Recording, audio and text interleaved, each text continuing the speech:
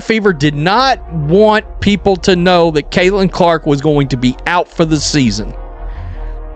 I can tell you, from the very day that they decided to let that go public, everything has dropped off a cliff. The WNBA has officially entered full-blown comedy mode, hasn't it? Ratings are collapsing, ticket revenue is tanking, and now the Indiana Fever are being told, no, let's call it what it is. Forced to play games in Atlanta. And why? Because Caitlin Clark is sidelined. Did the league really believe fans wouldn't notice this? Newsflash, everyone noticed. What we're witnessing right now is a circus unraveling right in front of us. Here's the real question. Could the WNBA actually survive an entire season without Caitlin Clark? Be honest, drop your answer in the comments. Because let's not sugarcoat it. The league is flat out desperate. The numbers make it crystal clear. The moment it was announced that Caitlin Clark's season was over, interest didn't just decline. It dove off a cliff. Not a gradual slide, not a small dip, a total free fall. 1 week. Arenas were packed. ESPN was bragging about historic viewership. And fans were driving hours just to see the Fever.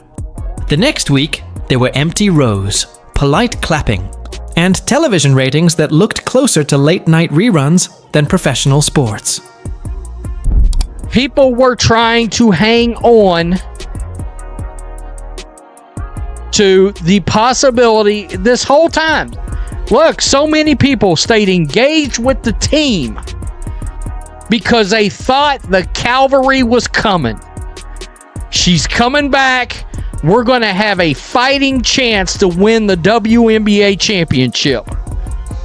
The Indiana Fever and the WNBA, they knew this. And the thing is, they knew this was coming. Yet the league actually convinced itself that moving Indiana's games to Atlanta would somehow solve the problem. Really, Atlanta? As if swapping venues fixes the fact your star is gone. That's not strategy. That's panic. Think back to when Clark was healthy. The WNBA had struck gold. ESPN pushed her face everywhere. Every time she suited up, the numbers skyrocketed in ways the league hadn't seen in decades. Millions tuned in. Social media went wild. Highlight reels spread like wildfire. The Fever weren't just another franchise.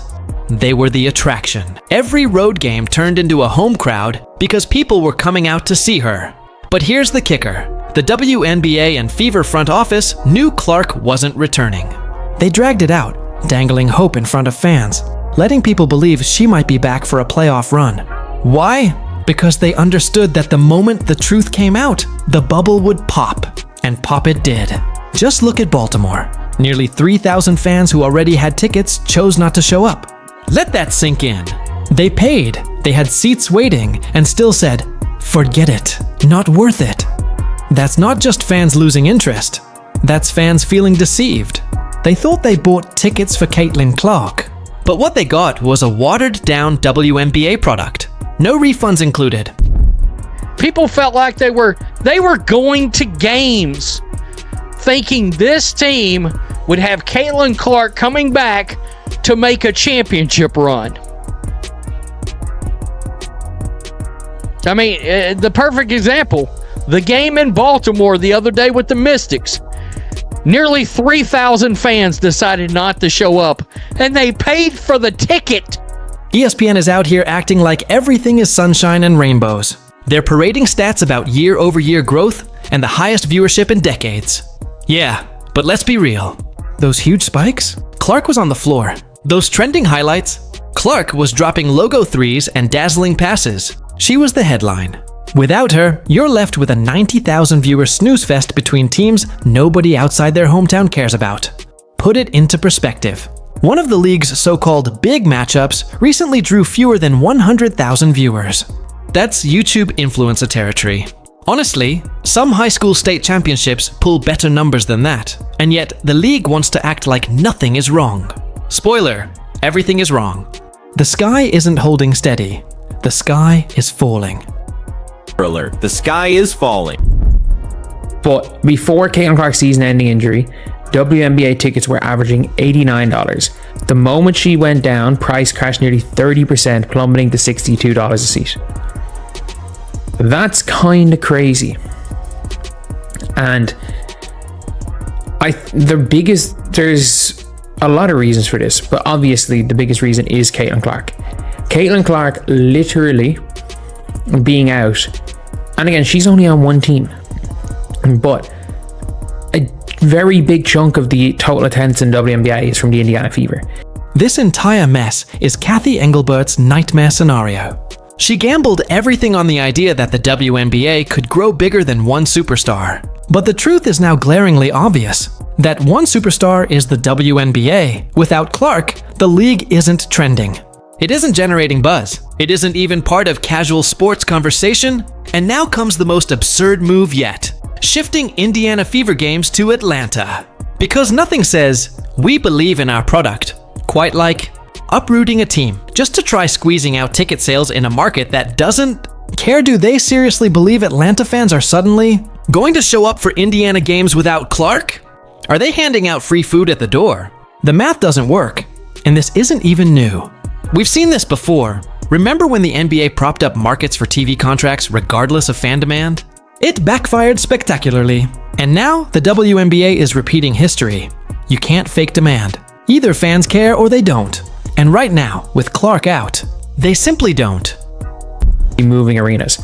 So yeah, a lot of teams, whether it be the Lynx opening the Upper Bowl, whether it be the Wings, the Dream, the Sky, all of these teams moving games.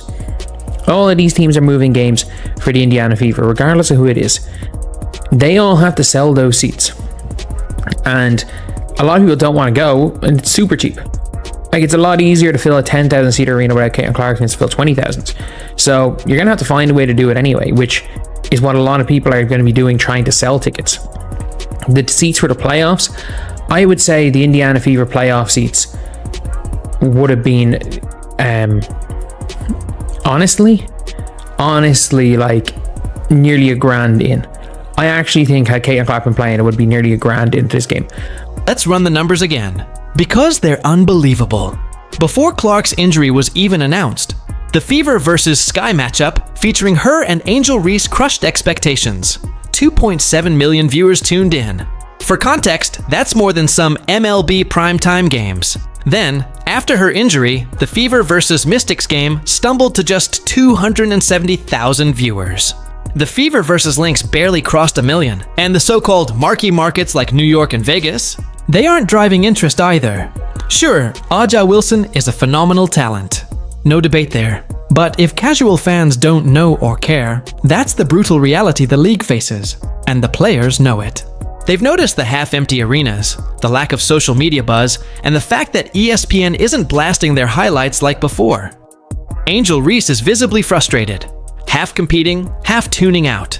Teams are tossing shade, but every single one of them knows their bigger checks exist because Clark is in the league. Without her, the money shrinks.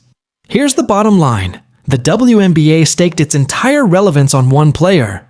Now that she's out, they're scrambling. Hence the panic move to shift games to Atlanta, hoping a new market will cover up the brutal truth. Fans aren't watching. It's smoke and mirrors, and everyone sees through it. Arenas are half empty, and players can feel the difference. When Clark was active, every possession mattered. Every foul drew loud boos or cheers like it was the postseason. Now, the squeak of sneakers is louder than the fans. That's not excitement, that's silence. Take Angel Reese. 1 week, she's crowned the future of the league. The next, she's protesting her minutes, sitting out with tightness, or rumored to be unhappy with her role. And the craziest part? Hardly anyone outside hardcore WNBA Twitter even notices. Because here's the truth. People tuned in for Clark, not for the rest of the soap opera. The league can hype whoever they want, but you can't manufacture genuine interest. Wilson, Stewart, Thomas, Collier, all elite players. But when their games run without Clark, the numbers don't lie. We're talking 30,000 viewers, maybe 200,000 if ESPN begs. And that's supposed to be the bright future of women's basketball. If so, the future looks incredibly bleak.